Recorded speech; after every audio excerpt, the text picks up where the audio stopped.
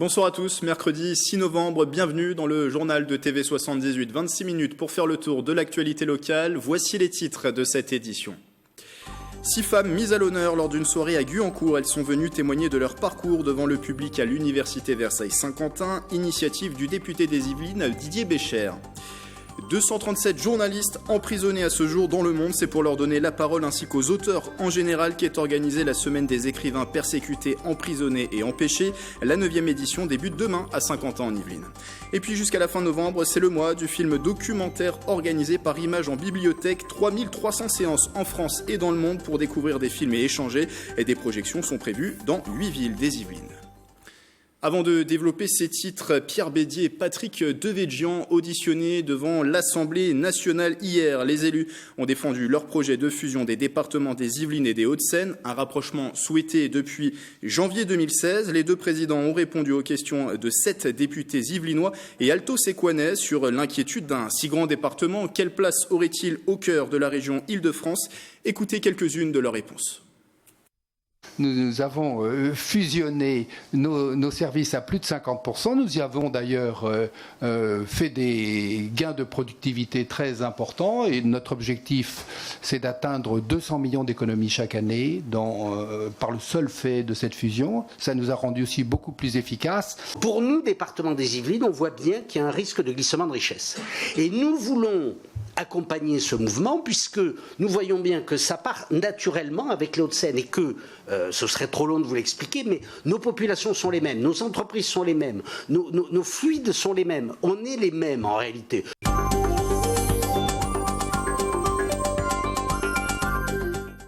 Le député de la première circonscription des Yvelines a souhaité mettre les femmes à l'honneur et parler de leur engagement. Élus, entrepreneurs, chercheuses, 6 femmes en tout yvelinoises ont été conviées hier pour présenter leur parcours et échanger avec le public de la maison de l'étudiant Martha Pan de l'UVSQ. Retour sur cette soirée avec Marilène Yapichino. Seulement 17% des maires de communes sont des femmes. Les start-up fondées par des femmes n'ont levé que 2% des investissements depuis 2008. Des chiffres révélateurs évoqués lors de cette soirée consacrée à l'engagement au féminin, organisée par le député de la première circonscription des Yvelines. Le panel, c'était aussi l'idée de montrer des femmes de toute maturité, tous les âges, avec tous les types d'expériences qui viennent d'environnements très différents des Yvelines, pour montrer que c'est possible de s'engager et que probablement plus voir les femmes en termes d'engagement fera évoluer la cause de l'égalité entre les femmes et les hommes. Une soirée débat accueillie par l'université Versailles-Saint-Quentin en Yvelines, sensible à ces questions d'égalité.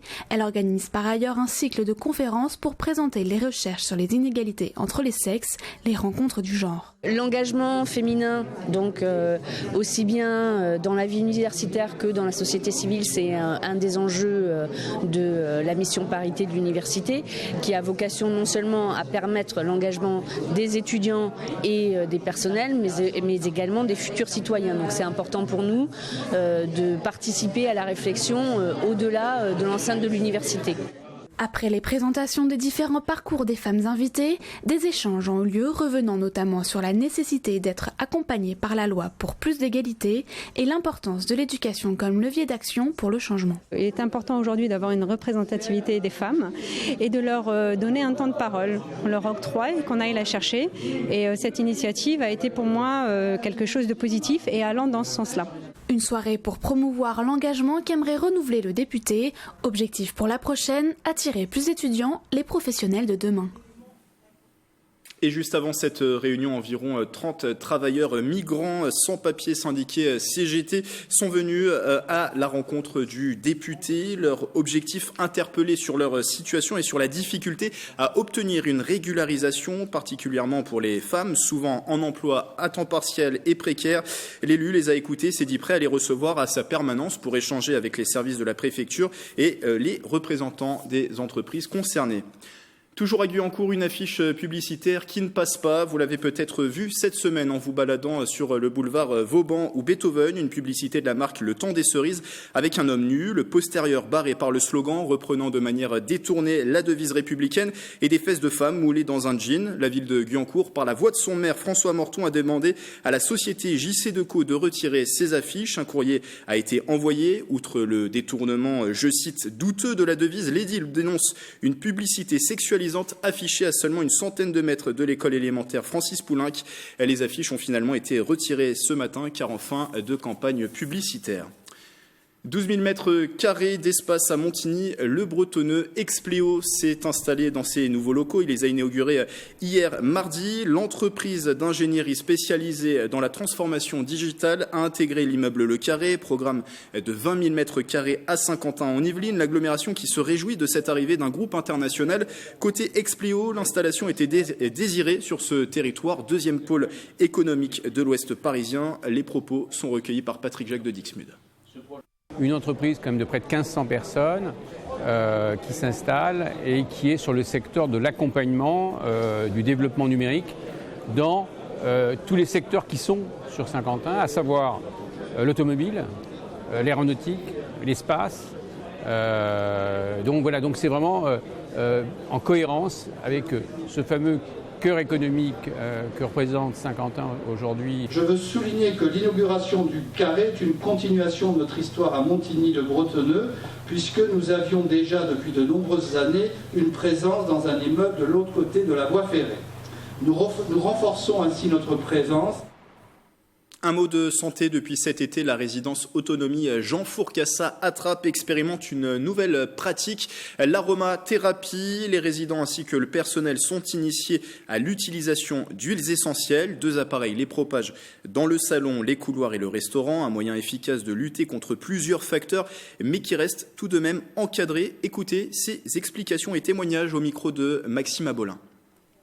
Dans la résidence, il y avait des odeurs qui ne sont pas toujours agréables, qui sont souvent liées aux résidents qui vieillissent, qui développent des signes cognitifs. La problématique de l'humeur de certaines personnes en fonction des saisons. Donc là aussi, je pense qu'on pouvait agir. Et puis, enfin, sur la problématique des petits maux de l'hiver. Depuis plusieurs années, je prends l'habitude de mettre une petite goutte sur mon oreiller, qui me permet de me détendre quand je me couche et je trouve plus facilement le sommeil. On les utilise parfois sans de bonnes connaissances et c'est pas parce que c'est naturel en fait que c'est pas dangereux. Donc en fait tout l'intérêt pour moi d'accompagner ce projet, c'était de pouvoir encadrer de manière sécurisée le bon usage des huiles essentielles. Allez, présentation à présent dans ce journal d'un événement, la 9e semaine des écrivains persécutés, emprisonnés et empêchés. Elle débute demain à Saint-Quentin en Yvelines, entretien enregistré à la mi-journée.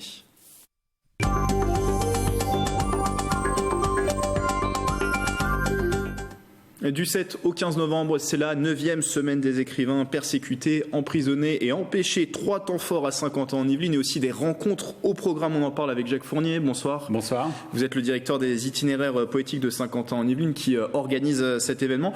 Les objectifs, on les rappelle, quels sont-ils ? Faire savoir que la situation de certains écrivains dans le monde est tout à fait catastrophique. Écrivains quels qu'ils soient, poètes, romanciers, journalistes, bédéistes, dessinateurs de presse ou autres. C'est surtout montrer d'abord à des jeunes, collégiens, lycéens, étudiants, la réalité de la situation. Là, on vient d'annoncer par exemple que la Turquie est 172e pays sur 180 sur la situation catastrophique de la liberté de la presse. Donc nous, on invite des écrivains pour qu'ils rencontrent du public et qu'ils leur parlent et qu'ils fassent entendre leur vécu. Oui, parce que c'est un événement qui est bien ancré à Saint-Quentin en Yvelines, 9e édition, c'est une bonne chose, mais ça veut dire aussi de l'autre côté qu'aujourd'hui on peut être encore importuné, voire même pire dans le monde pour ce que l'on écrit. Oui, pour ce que l'on écrit, pour ce que l'on dessine, pour ce que l'on pense, pour ce qu'on ose exprimer. Et moi j'ai toujours dit, je serais très heureux le jour où j'arrêterai de faire la semaine des écrivains persécutés. Ça voudra dire qu'il n'y a plus aucun écrivain persécuté dans le monde. Et alors cet événement s'est organisé en partenariat avec plusieurs organismes. Il y a la Maison des journalistes notamment qui accueille des journalistes exilés. Voilà, la Maison des journalistes qui accueille des journalistes qui ne peuvent plus travailler chez eux. Ça fait des années qu'on travaille avec eux. On travaille avec l'Atelier des artistes en exil qui a été créé et qui est co-dirigé par une metteuse en scène très connue des Saint-Quentinois, c'est Judith Despaul, qui a beaucoup travaillé au Théâtre de Saint-Quentin-en-Yvelines et au Prisme. Et donc l'atelier des artistes en exil permet à des artistes de travailler, de monter des expositions, de publier. Ils sont actuellement en plein festival dans l'Est de Paris. On travaille avec Amnesty International. Des représentants locaux d'Amnesty International viennent parler de l'action d'Amnesty pour la défense de la liberté d'expression. On a travaillé avec le Pen Club français qui va bientôt fêter son centenaire, qui est une institution créée par des écrivains à l'issue de la Première Guerre mondiale. Voilà, on a des partenaires et c'est très important de pouvoir s'appuyer sur ces structures-là qui savent de quoi elles parlent aussi. Et vous en parliez de l'un des temps forts, alors il y en a plusieurs à Saint-Quentin-en-Yvelines. C'est aussi traditionnel en cette semaine, c'est que les journalistes, les auteurs, les dessinateurs qui sont programmés sur cette semaine aillent à la rencontre des jeunes. Ça, c'est important. Du 12 au 18 novembre, ils vont rencontrer des élèves de 3e, des lycéens, des collégiens. On organise, je crois qu'il y a 12 ou 13 rencontres qui sont prévues pour qu'ils puissent pendant 1 heure, 1 heure et demie parler leur histoire. Le but, c'est pas de s'apitoyer, mais de montrer que derrière tout ça, il y a des vies humaines. Là, on est en pleine discussion. Enfin, le gouvernement annonce aujourd'hui ces mesures pour l'immigration. On est en plein dans la thématique aussi. Ces gens-là sont des immigrants. Vraiment, c'est-à-dire qu'ils sont chez nous, ils sont inscrits chez nous. C'est pas seulement des migrants qui ne font que traverser le pays. Ils ont choisi pour la plupart du temps la France parce qu'ils sont persuadés qu'ici ils seront entendus, ils pourront travailler, ils pourront continuer à vivre normalement et non pas survivre. Et donc on fait en sorte qu'ils puissent faire entendre cette parole qu'ils ont à donner aussi. Alors, parmi les journalistes, les auteurs qui iront à la rencontre de ces jeunes, notamment Guy Fortuné Dombe Demba, qui est journaliste de la République du Congo, le Congo-Brazzaville, qui est arrivé en France il y a un an. Il a été emprisonné 18 mois, dans son pays, parce qu'il avait critiqué le président en place, Denis Sassou Nguesso. Voilà, et on a cette situation-là, elle se répète pour Papa Divin, qui est bédéiste et qui, lui, vient de République démocratique du Congo, le pays voisin. On a aussi Mohamed Nourouana, qui vient du Soudan, mais qui a migré très très jeune en Libye, qui avait suivi ses parents et qui a dû quitter encore la Libye, parce que la situation fait que ça ne peut pas durer pour lui. Il est poète aussi, et on va surtout aussi montrer le travail, les dessins et les gravures d'un magnifique artiste syrien qui s'appelle Naja Al-Boukaï. Naja a connu la prison en Syrie. À partir jusque 2015, fin 2015, et à la manière d'un Mouzic qui a connu les camps de concentration, lui a mis en dessin ce qu'il a vu là-bas. Il a vu des choses horribles. Et c'est des choses dures à supporter. Là, on est en train de monter l'exposition et mes collègues qui montent l'exposition me disent mais waouh, ça fait mal.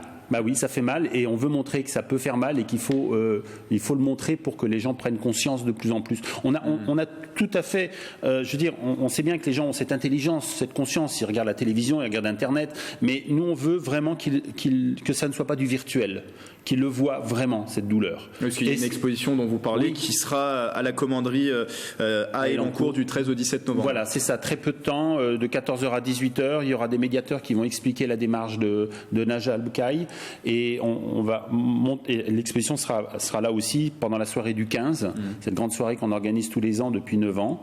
Et il faut savoir aussi qu'on organisera une première soirée le 7. Qui se déroule demain jeudi. Voilà, demain jeudi, avec le poète et performeur Yves Bergeret qui a travaillé au Mali, qui a travaillé en Haïti, qui a travaillé en Sicile. Et en Sicile, il a rencontré des exilés, des jeunes qui étaient là, qui attendaient de pouvoir aller plus loin dans leur migration.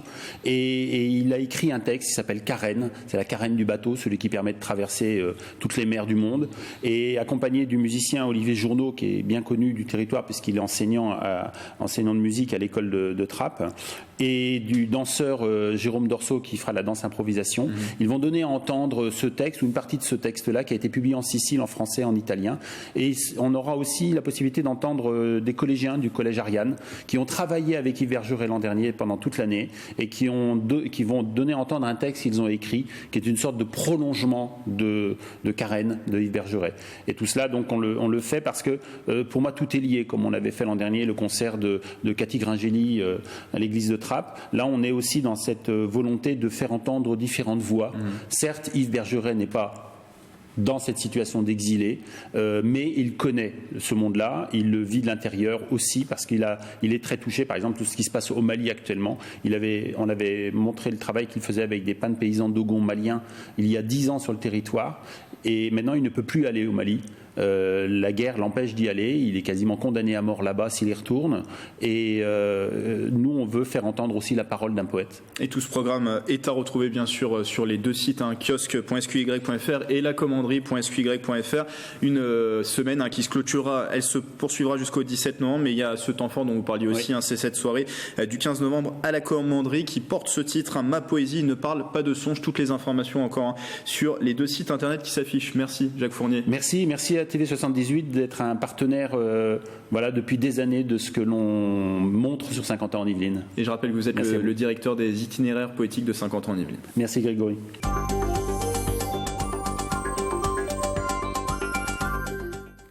Retour en direct avec cet autre événement. Le mois du film documentaire se déroule partout en France et dans le monde jusqu'à la fin novembre. 62 séances programmées dans les Yvelines, dont au Grenier à Sel à Trappes. Présentation au micro de Mathilde Demy dans le cadre de notre petit tour hebdomadaire dans les salles de cinéma du territoire.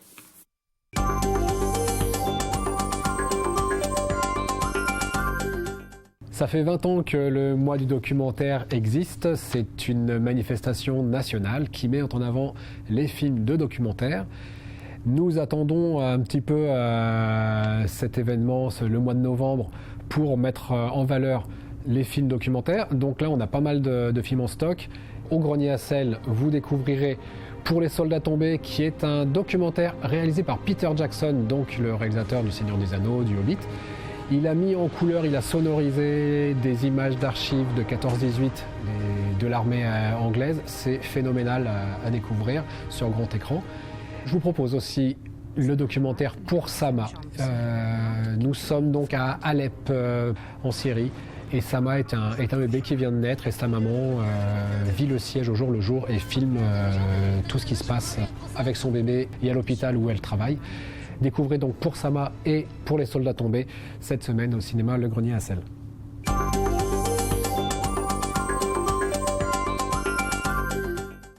Et le mois du film documentaire, ce sont en tout 3300 séances en France et dans le monde. 40 pays participent à l'opération. Pour en parler, Justine Maignan, bonsoir. Bonsoir. Vous êtes chargée de communication pour Images en bibliothèque qui pilote cet événement. 20 ans pour le mois du film documentaire, ça représente forcément beaucoup de projections, beaucoup de partenaires. Bah oui, donc comme vous l'avez dit, c'est 3300 projections, donc si on multiplie par 20, alors évidemment ça a augmenté au fil des années, mais c'est vrai que si on parle de chiffres, c'est toujours énorme, puisque voilà, vous l'avez dit, c'est dans le monde entier, c'est 2300 structures qui participent à la manifestation. Il y a 20 ans, il y en avait 200. Donc c'est une grande réussite, on est vraiment content, même si c'est un travail acharné à la fois de nous et à la fois évidemment de ces structures qui portent à chaque fois vraiment avec beaucoup d'énergie leur séance. Donc avec une grande évolution, pourquoi il faut promouvoir le film documentaire ? Pourquoi ? Parce que on trouve en tout cas qu'il n'est pas assez visible. C'est vrai qu'à la télévision, on a accès à certains documentaires, mais qui sont vraiment souvent réalisés pour la télévision. Mais en fait, il y a une production, et surtout en France, on est assez chanceux, production de films documentaires qui est assez énorme et qui souffre d'être assez peu sur les écrans, qui sortent quand même de plus en plus en salle de cinéma, mais souvent dans des sorties qui sont un peu confidentielles. Et en fait, c'est vrai que c'est un genre cinéma de film qui vit vraiment beaucoup grâce à tout un réseau. Alors, beaucoup de salles évidemment engagées, mais aussi en dehors de salles, donc beaucoup de bibliothèques. Il y a des médiathèques, des bibliothèques. Voilà, des médiathèques, des associations, des lieux culturels, et pas que. Et le mois du film documentaire, c'est l'occasion de mettre en avant un travail qui est fait d'ailleurs toute l'année, mais le mois du doc, c'est l'idée d'en faire un événement, de faire un focus et pourquoi pas organiser encore plus de séances à ce moment-là. Avec le principe forcément de découvrir ces films et échanger autour de ces films, mais aussi de donner la liberté à ces structures d'organiser leur programmation, c'est ça ? Alors tout à fait. C'est une manifestation qui est basée vraiment sur la liberté de programmation. Donc nous, Images en bibliothèque, on est là vraiment pour accompagner, pour faciliter l'accès à des films, pour initier des projets, et voilà, si les structures en ont besoin, mais c'est vraiment une manifestation qui repose sur chaque structure, chaque chaque participant qui va créer son programme, choisir ses films en fonction déjà de ses envies, de ce qu'il aime, de ce qu'il a envie de montrer à son public, en fonction de son public, de sa structure. Et c'est pour ça que ça fonctionne, parce que ça c'est pas une manifestation qui vient d'en haut, on va imposer quelque chose, mais c'est vraiment adapté à chaque lieu, et c'est ce qui en fait sa grande richesse, puisqu'il y a quand même 1500 films différents qui sont montrés pendant tout le mois de novembre. Pendant ce mois de novembre, avec dans les Yvelines 62 séances, 8 villes qui y participent, Trappes, Breuil-Bois-Robert, Conflans-Sainte-Honorine et Lancourt. Voilà, il y a 8 villes en tout, 62 séances en tout programmées. Comment justement s'est construit ce maillage avec les partenaires, ce réseau avec les partenaires justement? Alors, je pourrais pas dire exactement dans les Yvelines. En tout cas, j'ai quand même regardé dans le premier catalogue du mois du film documentaire en 2000. Il y avait déjà au moins 2 participants dans les Yvelines, alors qu'ils participent pas cette année, mais c'était deux bibliothèques. C'est un travail qui... Alors nous, on est un réseau de bibliothèques, donc on est très en lien avec les bibliothèques. Et ensuite, c'est un travail de faire connaître, grâce aux séances aussi, j'imagine, des professionnels qui vont avoir connaissance de la manifestation. Des associations aussi, on peut parler quand même d'une association dans les Yvelines, qui est l'association Contre-Champ, qui a aussi beaucoup œuvré ces dernières années pour solliciter, sensibiliser des structures au cinéma documentaire. Et puis après, c'est parfois aussi des personnes qui organisent une séance dans leur structure et vont aller taper à la porte d'une autre structure pour faire des choses en partenariat, parce que c'est aussi une grande force du mois du film documentaire, c'est que c'est énormément de partenariats qui sont tissés entre les professionnels et justement entre, par exemple, des cinémas et des bibliothèques qui vont, qui est quand même un partenariat qui est très intéressant, en fait, de comment chacun va montrer des films, chacun avec ses contraintes, ses objectifs, et voilà. Il nous reste 30 secondes. Est-ce qu'il y a un coup de cœur, 2 coups de cœur il y a plein de choses magnifiques, mais c'est vrai que j'ai repéré quand même les bibliothèques de Versailles qui organisent une journée le 16 novembre, qui est une journée cuisine avec à 11h une découverte de documents exceptionnels autour de la cuisine de leur collection patrimoniale. À 14h30, une conférence, La science culinaire se livre, et à 16h, une projection du film Entre les bras, la cuisine en héritage. Et je trouvais que c'était un événement qui reflète un peu le mois du film documentaire, parce que c'est pas que des projections, c'est plein de choses qui se passent autour des projections, autour des rencontres et des rencontres avec les cinéastes. Et d'autres choses encore. Le programme complet à retrouver sur le site internet qui s'affiche en bas de l'écran. Merci Justine Maignan. Merci beaucoup. Chargée de communication pour Images en bibliothèque, qui organise donc ce mois du film documentaire. Les 8, 9 et 10 novembre, le Théâtre Montansier à Versailles va vivre au rythme des années folles avec sa dernière création Yes, une opérette en 3 actes où l'intrigue se déroule à Paris, Londres et aussi au Touquet. Aurélie Ronza a assisté aux dernières répétitions.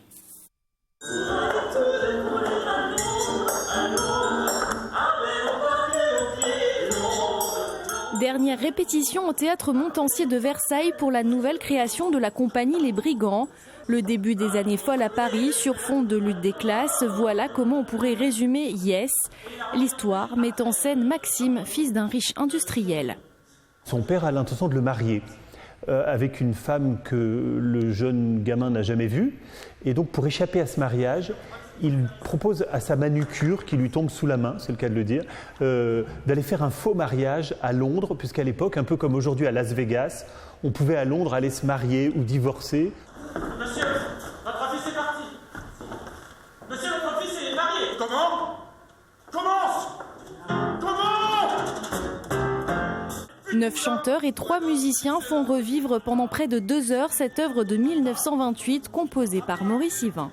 L'opérette peut sembler être un genre un peu désuet, parce que c'est vrai qu'on a l'impression à l'opérette d'avoir des livrets un peu sages, avec un joli soldat qui va rencontrer une jolie paysanne.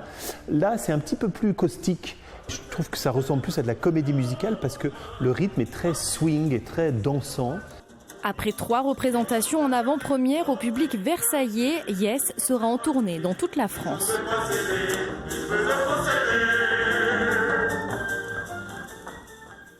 Pour terminer, direction la petite commune de Rézeux. Dans ce village de moins de 1000 habitants, mairie et école se partagent le même bâtiment. Une double fonction courante autrefois en France, mais qui se fait beaucoup plus rare aujourd'hui. Le reportage de Gwenaëlle Saint-Hilaire. Quoi de mieux que la mairie-école pour montrer le symbole de la citoyenneté de nos territoires ruraux ? Dans les années 1880, les lois Ferry rendent l'enseignement primaire gratuit et obligatoire et imposent de disposer d'une école publique et laïque par commune. S'ensuit l'obligation de construire en plus une mairie. Les communes rurales du parc naturel de Chevreuse font ainsi d'une pierre deux coups et bâtissent un édifice municipal à la fois école et mairie. Un inventaire de ces mairies-écoles a été effectué par la mission patrimoine du parc. La ville de Rézeux a été l'une des dernières à disposer de ce bâtiment à double vocation qui a été construit en 1910. Il faut savoir que nous avions un vieux bâtiment qui datait du XVIIe siècle, du XVIIIe siècle et qui servait de mairie. Et ce bâtiment-là a perduré jusque dans les années 1903 où là le préfet, voyant les conditions déplorables de la vie de nos écoliers, a mis en demeure la commune de construire un nouveau bâtiment. Le seul problème, c'est que la commune était extrêmement pauvre et il a fallu près de 40 ans pour pouvoir mettre en œuvre la construction de cette mairie. Pour les mettre en valeur, les mairies-écoles sont construites en cœur de village. Puis, pour certaines communes, la construction d'une nouvelle école a donné une nouvelle fonction à leur mairie. Pour d'autres, il a fallu agrandir le bâtiment initial pour faire face à la croissance de la population. Physiquement, nous avons exactement le même bâtiment. Au niveau des classes, on a été amené à créer une deuxième classe, voire une troisième classe. On a créé une unité de bâtiment et une unité architecturale entre ces trois classes. Autre petite histoire, mais que tout le monde connaît, c'est que les directeurs d'école habitaient dans la mairie en réalité. Et que ce qui restait pour les locaux communaux était réduit à une, voire deux pièces. Donc il a fallu négocier dans les années 90 avec le directeur de l'école pour qu'il puisse enfin nous libérer la mairie et rendre cet espace au public. Cet inventaire des mairies-écoles en vallée de Chevreuse est disponible sur le site internet du parc. C'est la fin de ce journal. Belle soirée sur TV78.